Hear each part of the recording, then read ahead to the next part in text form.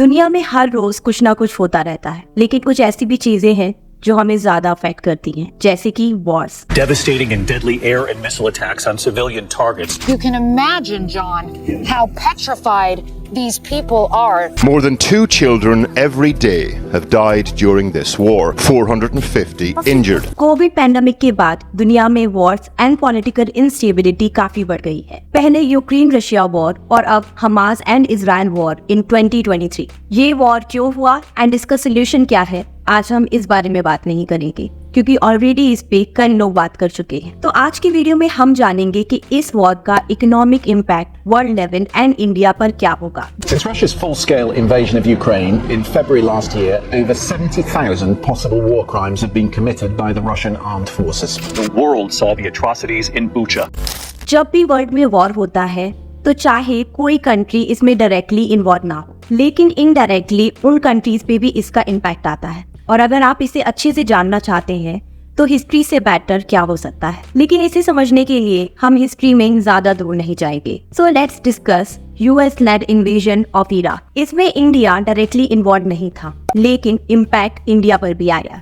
आइए जानते हैं कैसे। सबसे पहला इम्पैक्ट इन्फ्लेशन पे पड़ा। उस टाइम इन्फ्लेशन इंडिया में हाई था एंड इस वॉर की वजह से इंडिया की इन्फ्लेशन से रिकवरी स्लो हो गई। तब इंडिया की गवर्नमेंट ने स्पेकुलेट किया था कि इस वॉर की वजह से क्रूड ऑयल के प्राइसेस $120 पर बैरल तक जा सकते हैं और कॉस्ट ऑफ लिविंग पर भी इसका असर पड़ा। सेकेंड था बजटरी स्ट्रेन। वही इन्फ्लेशन एंड क्रूड ऑयल के प्राइसेस बढ़ गए तो हमारे बजट पे भी इसका असर पड़ा एंड जो बजट है वो 200 बिलियन रुपीज से इंक्रीज हो गया। तीसरा था ऑयल सप्लाई डिसरप्शन। इंडिया एक मेजर इम्पोर्टर है क्रूड ऑयल का एंड इस वॉर की वजह से सप्लाई चेन की कॉस्ट बढ़ गई एंड इसकी वजह से काफी सारी चीजें महंगी हो गई इंडिया में और इवेंचुअली इंडिया की आम जनता को इसकी परेशानी हुई। वहीं अगर हम ग्लोबल लेवल पर भी देखें तो बाकी कंट्रीज को भी हीट फेस करनी पड़ी। फॉर एग्जाम्पल, इस वॉर की वजह से यूएस का भी डेट अक्यूमुलेशन बढ़ गया एंड इवन इंटरेस्ट कॉस्ट भी $1 ट्रिलियन से आगे चली गई, जिसकी वजह से कई दूसरी कंट्रीज में भी इंटरेस्ट रेट बढ़ गया and food and oil price crisis का इम्पैक्ट देखने मिला। बाकी एक अपॉर्चुनिटी कॉस्ट भी लगी। जैसे कि आपको पता है कि किसी भी वॉर में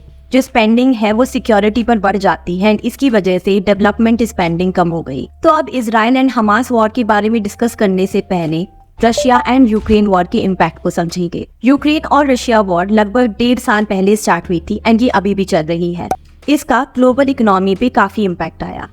जैसे जो डेवलप्ड यूरोपियन कंट्रीज थी वो एनर्जी सप्लाई के लिए रशिया पर काफी डिपेंडेंट एंड इसकी वजह से उनकी जो एनर्जी कॉस्ट है वो काफी बढ़ गई एंड उनको मिडिल ईस्ट एंड यूएस से काफी हाई प्राइसेस पे एनर्जी को खरीदना पड़ा, जिसकी वजह से इलेक्ट्रिसिटी एंड पावर बिल वहां पर एक्सपोनेंशियली बढ़ गए। इन सब का एक बड़ा इम्पैक्ट ये आया कि यूके नियरली रिसेशन में चला ही गया था। वहीं जर्मनी की जीडीपी 2022 में 0.6 परसेंट पॉइंट घट गई थी अपने प्रीवियस ईयर से एंड ये जर्मनी के इतिहास में सबसे बुरा साल था। वहीं लो इनकम अफ्रीकी देशों में फूड क्राइसिस की संभावना ज्यादा बढ़ गई, क्योंकि यूक्रेन एंड रशिया दोनों ही बड़े वीट एक्सपोर्टर थे। इस वॉर ने फसलों के प्रोडक्शन एंड एक्सपोर्ट पर भी बड़ा असर डाला, जिससे ग्लोबल फूड प्राइसेस काफी बढ़ गई एंड कई गरीब देशों को भुखमरी का सामना करना पड़ा। हालांकि इंडिया की strong foreign policy and geopolitical connection की वजह से इंडिया रशिया से डिस्काउंटेड प्राइस पर ऑयल खरीदने में सफल रहा एंड काफी हद तक हमारे लिए सिचुएशन बेटर थी,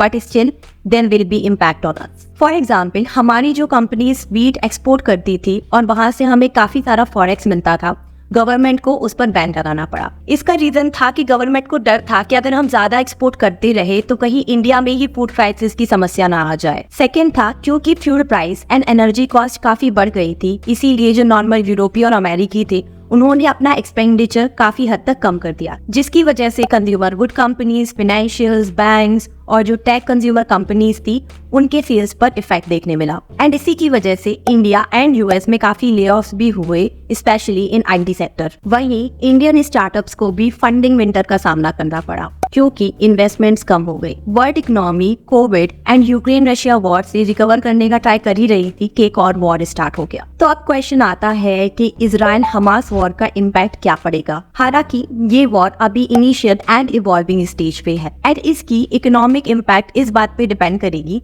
कि ये वॉर किस डायरेक्शन में जाता है। ब्लूमबर्ग की एक रिपोर्ट ने इसके इकोनॉमिक इफेक्ट को समझने के लिए 3 सिनेरियो में डिवाइड किया है, जिसमें पहला है कन्फाइंड वॉर, जिसमें इजराइल ने do ground invasion to Gaza and ये सिर्फ बॉर्डर तक ही सीमित रहेगा, बट स्टिल कुछ इम्पैक्ट आ सकते हैं। शायद आपको पता होगा कि इस साल तेहरान ने ऑयल आउटपुट को 700,000 बढ़ा दिया था, क्योंकि यूएस ने कुछ प्रिजनर्स एक्सचेंज किए थे एंड कुछ असेट जो तेहरान का था उसको अनफ्रीज किया था। लेकिन क्योंकि ईरान हमास को सपोर्ट कर रहा है, तो हो सकता है कि इस सिचुएशन में ईरान वापस से जो प्रोडक्शन है उसको कम कर दे। As a result oil prices $4 per barrel तक बढ़ जाएंगे। हाउएवर ग्लोबल इकोनॉमी पर इसका बहुत ज्यादा इफेक्ट नहीं पड़ेगा। Second is proxy war. तो अगर वॉर स्प्रेड होता है एंड जैसे कि आपको पता है कि हिजबुल्लाह ऑलरेडी फायरिंग कर रहा है, तो अगर इन दोनों में भी वॉर होना स्टार्ट होता है तो ये सिचुएशन प्रॉक्सी वॉर की सिचुएशन में चेंज हो जाएगी एंड इजराइल के सामने मल्टी फ्रंट वॉर स्टार्ट हो जाएगा एंड जो मिडिल ईस्ट है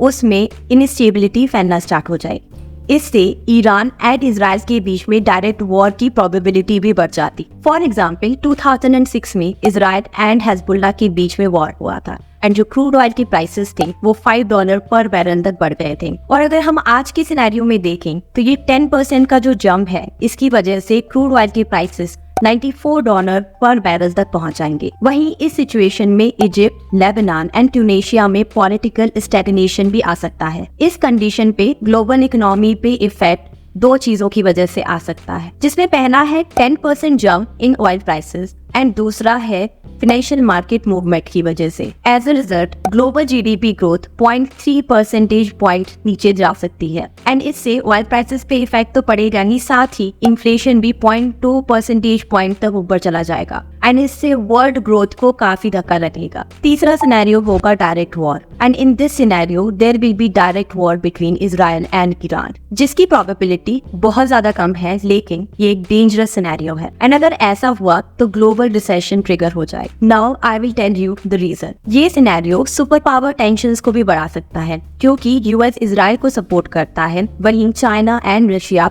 ईरान के टाइज हैं। इस सिनेरियो में 1990s के कुवैत इन्वेजन की तरह प्राइस राइज कर सकते हैं एंड प्राइसेस $150 पर बैरल तक पहुंच सकते हैं एंड इसका मतलब आप खुद सोच सकते हैं कि महंगाई कितनी ज्यादा बढ़ सकती है। इवन सऊदी एंड यूएई की प्रोडक्शन कैपेसिटी भी इस सिनेरियो में कुछ नहीं कर पाएगी। वहीं अगर ईरान ने स्ट्रेट ऑफ हॉर्मुज को क्लोज कर दिया, जहां से वर्ल्ड का 1/5 डेली वर्ल्ड ऑयल सप्लाई गुजरता है, तो शिप्स को रीराउट करना पड़ेगा एंड कॉस्ट इवेंचुअली इंक्रीज हो जाएगी। इसका इम्पैक्ट ये होगा कि इन्फ्लेशन 1.2 परसेंटेज पॉइंट तक बढ़ सकती है, वहीं वर्ल्ड जीडीपी 1 परसेंटेज पॉइंट तक नीचे चली जाए। वहीं एक और बड़ी प्रॉब्लम है ग्लोबल ट्रेड रूट्स के ऊपर इम्पैक्ट ही। शायद आपने स्विस कैनाल का नाम तो सुना ही होगा। ये एक मेजर ट्रेड रूट है जो एशिया एंड यूरोप को जोड़ता है। तो अगर इजराइल एंड हमास वॉर की वजह से स्विस कैनाल पे कोई भी इम्पैक्ट या डेंजर आता है, तो ये बेसिकली जो ग्लोबल ट्रेड रूट है उस पर भी इम्पैक्ट डालेगा, जिससे शिप्स डीले या फिर रीरूट होने लगेंगी एंड इवेंचुअली ये भी कॉस्ट राइज की वजह बन जाएगा। स्विस कैनाल से हर साल लगभग 10% ग्लोबल ट्रेड होता है। ये canal oil and gas transport के लिए बहुत ही ज्यादा इम्पोर्टेंट है, क्योंकि यहाँ से मिडिल ईस्ट से यूरोप एंड अमेरिका तक ऑयल एंड गैस ट्रांसपोर्ट होता है। तो अगर स्विस कैनाल को किसी भी तरह का डैमेज होता है तो इसकी वजह से ग्लोबल इकोनॉमी पे एक बहुत बड़ा इम्पैक्ट पड़ेगा। बट अब क्वेश्चन आता है कि इस वॉर का इम्पैक्ट इंडिया पर क्या आएगा? तो इंडिया पर इमीडिएटली इसका कोई भी इम्पैक्ट नहीं आएगा। हाउएवर अगर कॉन्फ्लिक्ट एस्केलेट करती है तो हमें भी सप्लाई साइड से प्रॉब्लम फेस करनी पड़ेगी। इंडिया का इजराइल को एक्सपोर्ट 1.8% है टोटल मर्केंडाइजिंग एक्सपोर्ट का, which is led by petroleum product. Financial year 23 में इंडिया ने टोटल $8.4 बिलियन का एक्सपोर्ट किया था इजराइल को। तो इस वॉर की वजह से इंडियन रुपी डेप्रिशिएट हो सकता है। On the other hand India pearls, machine, precious stone and semi precious stones को इंपोर्ट करता है इजराइल से। फाइनेंशियल ईयर 23 में हमने टोटल $2.3 बिलियन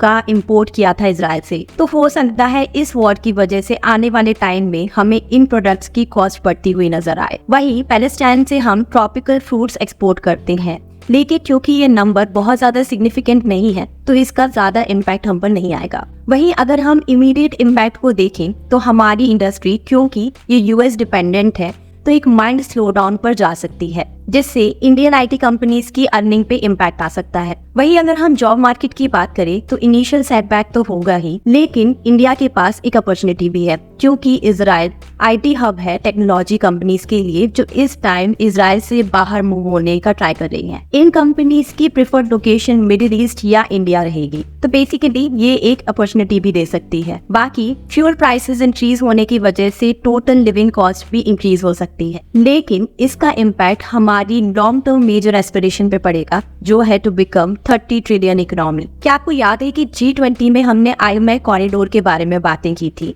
जो कि इंडिया को डायरेक्टली यूरोपियन कंट्रीज से जोड़ता via Saudi Arabia and Israel. इससे हमारी ट्रेडिंग को फायदा होता, लेकिन इस वॉर की वजह से ये प्रोजेक्ट लंबे समय तक डोरमेंट की स्थिति में पहुंच सकता है। आई नो हम इकोनॉमिक इम्पैक्ट की बात कर रहे हैं, लेकिन जो मेजर इम्पैक्ट है वो ह्यूमैनिटी पे भी पड़ रहा है। तो होपफुली कुछ पीसफुल सोल्यूशन निकल आए और ये वॉर ज्यादा एस्केलेट ना हो। आप भी भगवान से यही प्रे कीजिए। सी यू इन नेक्स्ट वीडियो।